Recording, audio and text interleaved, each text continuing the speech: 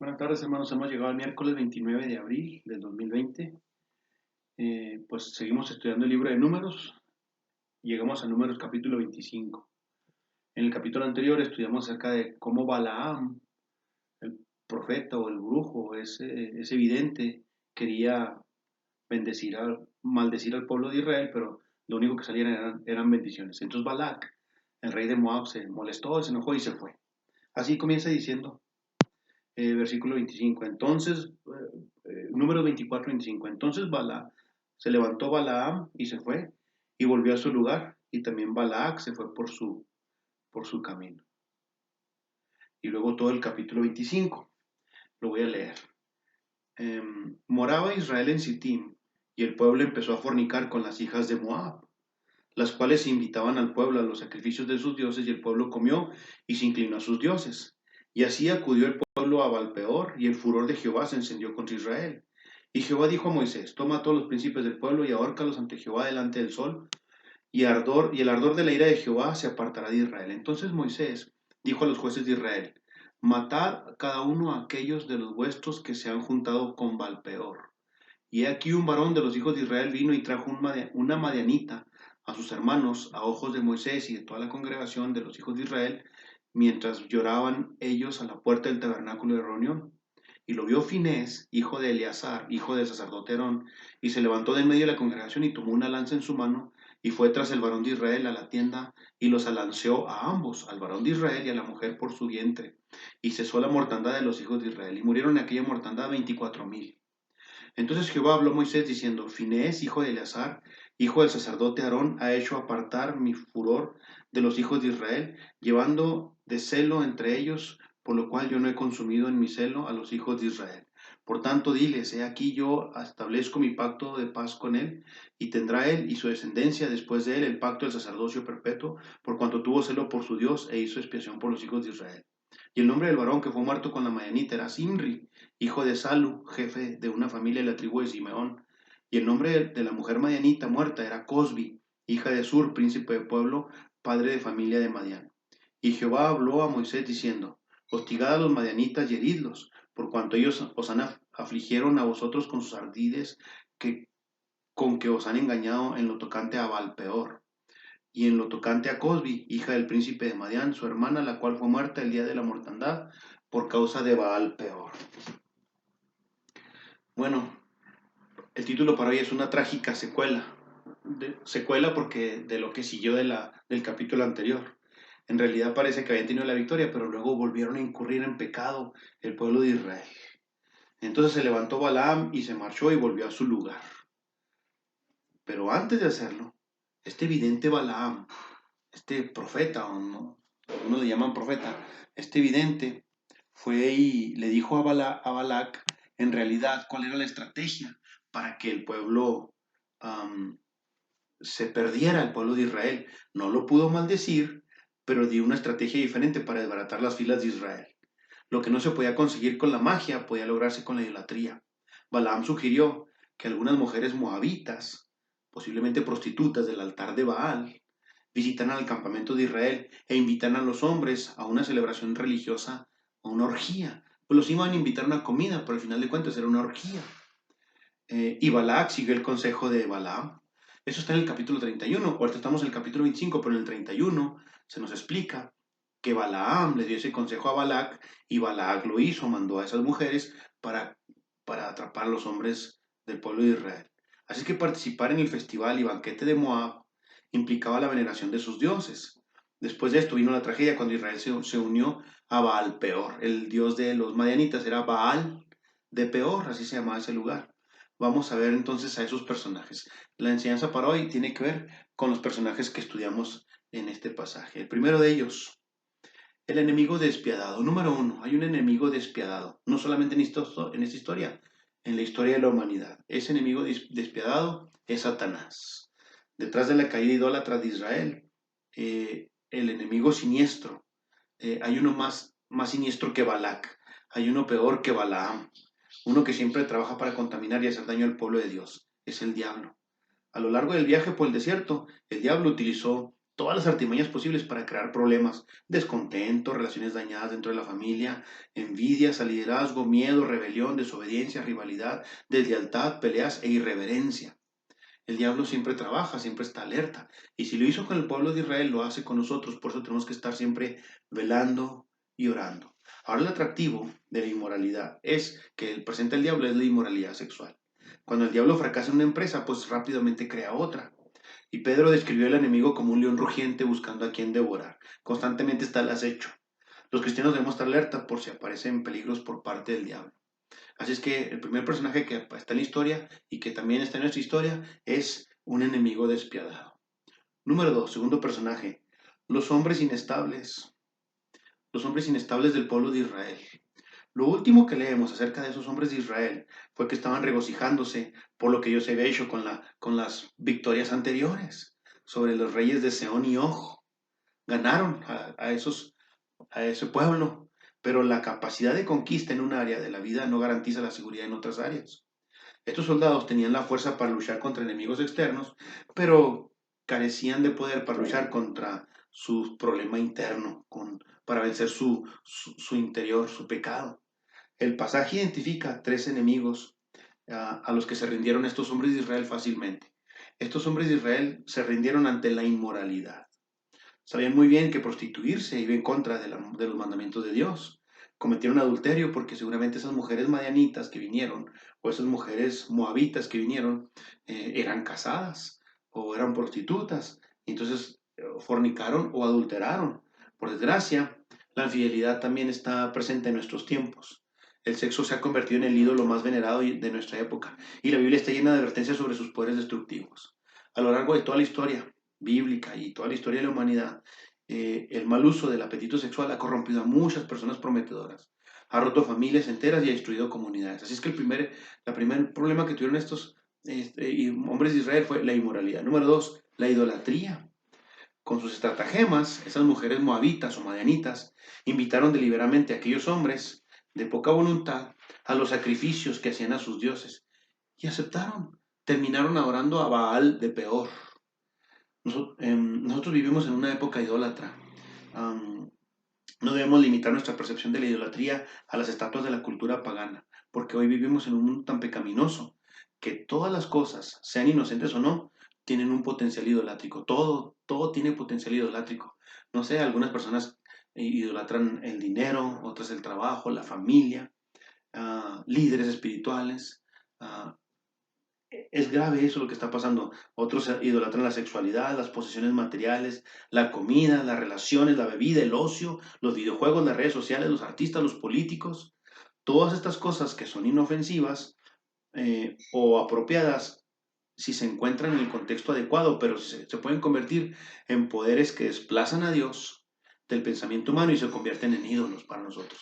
Así es que tenemos que tener cuidado. Sí, número uno, contra la inmoralidad; número dos, contra la idolatría; pero número tres, estos hombres israelitas se fueron de pique por la comida. Lo que pasa es que acuérdense que estaban en el desierto y comían solo maná. Después de una dieta de tantos años, de muchos años de vagar en el desierto, y cansados del maná, llegan las mujeres, los invitan a un convite, a una cena, un banquete, un buffet, y pues estos hombres se dejaron llevar. Fueron atraídos al campamento moabita al principio con la idea de sentarse ante una mesa llena de comida. Después de pasar años con una dieta estricta, la visión de una celebración local moabita era demasiado tentadora para ellos. Bueno, hoy en día hay demasiadas personas que desperdician la comida, más de lo que pueden comer, compran más de lo que pueden comer o más de lo que pueden consumir.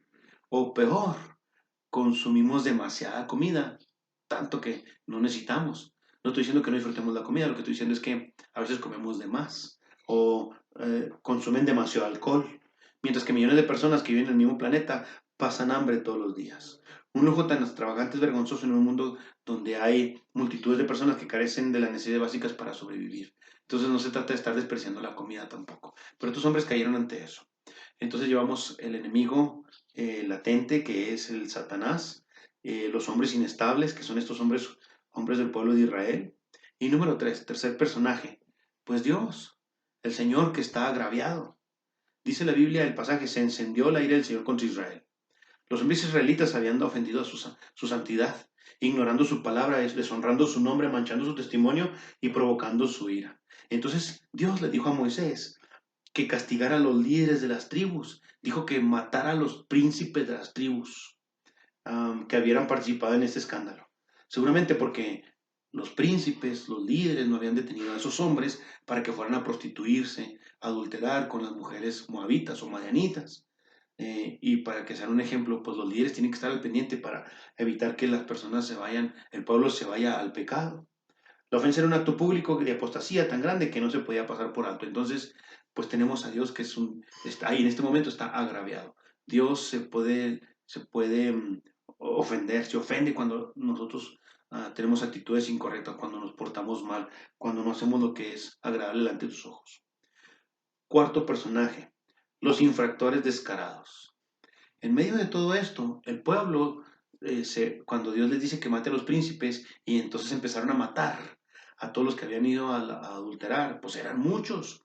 Entonces vino un problema grave, vino una plaga al pueblo de Dios y empezaron a morir. Y no contento con el pueblo se fue al tabernáculo a llorar. Estaban ahí llorando, pidiendo perdón, estaban arrepentidos, muchos. Pero hubo un hombre llamado Simri que fue y trajo a una mujer llamada Cosbi y la puso ahí delante de Moisés y delante de ellos la metió en su tienda para seguir fornicando con ella. El pueblo se congregó a la puerta de la tienda de reunión y lloró amargamente.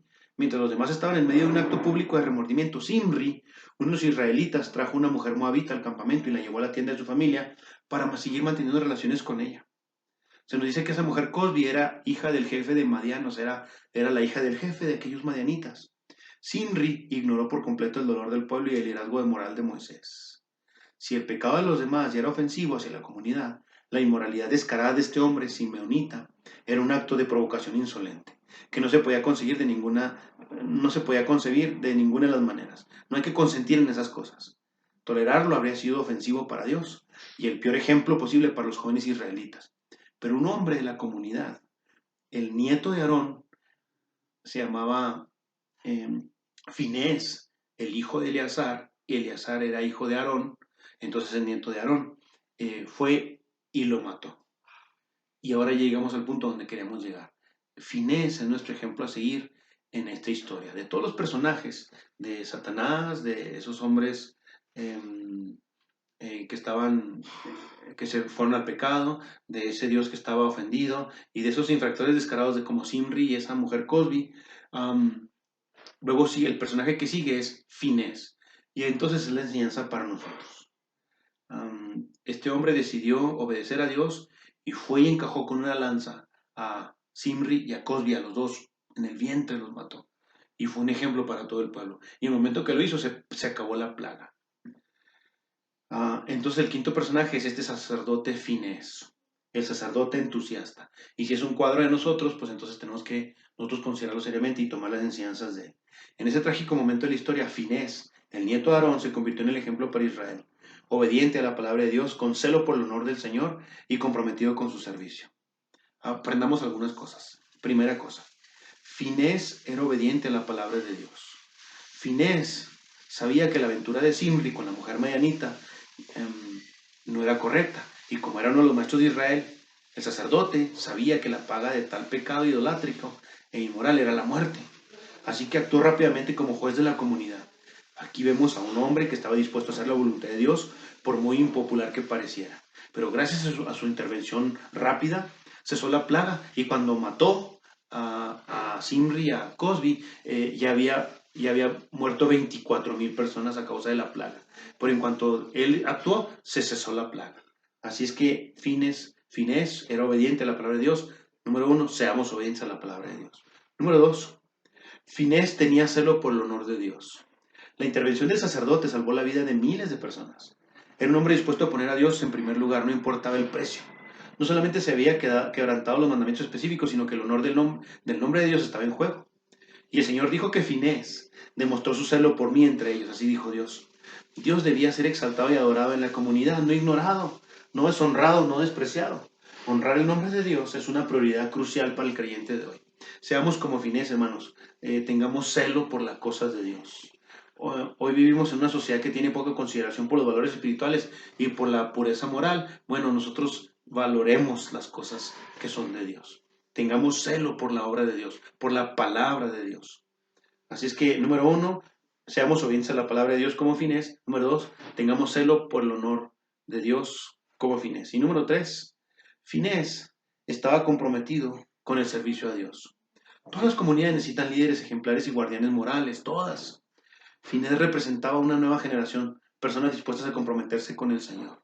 Por intervención divina, en cada generación siempre habrá personas que compartan el celo que tuvo este hijo de Eleazar. Seamos de esos hermanos. Nuestro desafío es ser como Finés, con obedientes a la palabra de Dios, con celo por las cosas de Dios y comprometidos con el servicio a Dios. Seamos de esos. Dentro de todos los personajes que aparecen en esta historia, nuestro ejemplo a seguir es Finés. No seamos como los demás hombres que se fueron a adulterar, a fornicar, en la idolatría, que se dejaron llevar por la comida, por el banquete, por la atracción, y entonces cayeron en pecado. Seamos mejor como Finés, que estuvo celo por Dios, estuvo dispuesto a defender la palabra, a ser obediente, y fue y actuó inmediatamente. Y aunque era un poco, pues nada popular, entonces fue y mató a Simri a Cody porque tenía que hacer algo. Hizo juicio inmediatamente, se convirtió en el juez y fue, hizo juicio y pues era un líder espiritual y tuvo que hacerlo. Entonces, no estoy diciendo que nosotros hagamos lo mismo, pero sí sigamos su ejemplo de tener celo por Dios, de ser obedientes a Dios y de que nosotros tengamos ese deseo de servir siempre a Dios y solo a Dios. Hermanos, la reunión de oración es una reunión maravillosa, siempre decimos que es la mejor reunión que tenemos en la iglesia y nos conviene eh, estar orando y más en esta época. Ciertamente en esta época es cuando la gente tiene más dudas. Ahorita estamos esperados porque algunas personas han pasado 4 semanas encerradas en sus casas, solamente salen a hacer compras, lo cual es correcto, está bien, hay que obedecer, la autoridad sí lo pidió, pero pues oremos, y que estamos en casa, leamos la Biblia, meditemos, memoricemos, estudiemos, hermanos. Estamos memorizando el Salmo 34, espero que algunos lo hayan hecho o lo estén haciendo. Ya algunos aprendieron Filipenses capítulo 2, ahora estamos aprendiendo el Salmo 34. Bueno, pues déjenme les leo las razones para orar, al menos así de una manera rápida les voy a compartir peticiones. Usted tiene muchas peticiones también para orar, pero usted tome las suyas, déjeme le comparto algunas para que juntos estemos en armonía, alineados, orando por la misma situación. Oremos por la salud de la hermana Silvia Mendoza y por la salud de la hermana Patti García. Oremos por Omar y Betty, para que Dios bendiga su matrimonio, su vida espiritual, que bendiga a sus hijas, el trabajo de Betty. Oremos también por la hermana Lidia, que Dios la bendiga en su trabajo, es una época de mucho trabajo para los contadores, y bueno, pues que Dios bendiga y prospere mucho a la hermana Lidia, que bendiga a sus hijos. Oremos también por los hermanos que tienen negocio, porque pues la mayoría algunos tienen negocios y pues se han bajado las ventas y están ahorita con problemas económicos fuertes.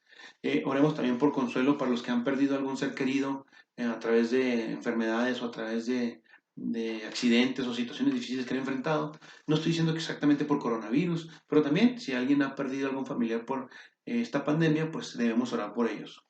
Oremos por nuestros misioneros, hermanos. Ustedes ya han conocido a algunos, a otros también no los conocen, pero pues oremos siempre por nuestros misioneros. Oremos por los hermanos que están que siguen en sus trabajos. Algunos no han podido quedarse en casa, tienen que continuar en sus labores porque son esenciales para la sociedad y pues si siguen perseverando y están yendo a sus trabajos. Oremos por ellos, que Dios los proteja, que Dios les dé fuerza y que no enfermen. Oremos por los médicos y por las enfermeras que están atendiendo los hospitales, los centros de salud, pues ellos están expuestos, entonces oremos para que pues Dios les bendiga y les use y les proteja también. Oremos por nuestros niños, pues no podremos celebrar el Día del Niño porque estamos en casa, no podemos reunirnos. Seguramente cuando termine esta contingencia nos reuniremos, haremos un día de campo y ahí celebraremos el Día del Niño, les llevaremos sus dulces, estaremos juntos para convivir porque pues tenemos muchas ganas de eso. Pues oremos por nuestros niños y nuestros jóvenes que están estudiando en casa para que avancen bien en sus estudios, porque no es fácil estar haciendo esto, es más difícil que estar yendo a la escuela. Eh, entonces oremos por ellos. Y oremos por la iglesia, hermanos, que cada iglesia local aquí en la ciudad, pues que Dios nos ayude y nos bendiga y nos permita seguir adelante, unidos, fortalecidos y que llegue un momento donde podamos ah, volvernos a reunir y tener el ánimo, que nadie se desanime, que todos estemos estudiando la palabra, que todos estemos alertas, dispuestos a amar, a mostrar el amor de Dios y a hablar del Evangelio a las otras personas. Hermanos, sigamos adelante y pues perseveremos en la oración. Este ejemplo de finés es un ejemplo de obediencia, de celo por Dios, de entrega, de servicio. Pues es una historia, pues así Dios lo puso y es un cuadro acerca de cómo funciona la iglesia hoy en día. Tengamos eso también nosotros, porque estamos aquí para la gloria de Dios. Deseo de todo mi corazón que nos bendiga, hermanos, y pronto nos podamos ver y abrazar. Sigamos adelante. Hasta pronto.